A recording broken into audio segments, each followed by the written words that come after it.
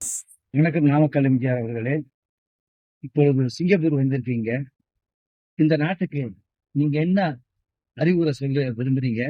என்ன உங்க மனதுல தோன்றுது? அதை வெளிப்படையா சொல்லுங்க. அதாவது முதல்ல சிங்கப்பூர் எனக்கு அதான் அடிக்கடி நான் கிட்டத்தட்ட 15 வருடங்களா நான் வந்துட்டு இருக்கேன். இங்க இருக்கிற சுத்தம், இவங்களுடைய மக்களுடைய ஒழுக்கம், ஒரு கட்டுப்பாடு. இந்த சின்ன நாடாக இருந்தாலும் ஒரு குறுகிய காலத்துல அருமையான முறையில வளர்ச்சி அடைஞ்சிருக்கிறாங்க. அது உலகத்துக்கே வழிகாட்டியா நம்ம சொல்றோம்.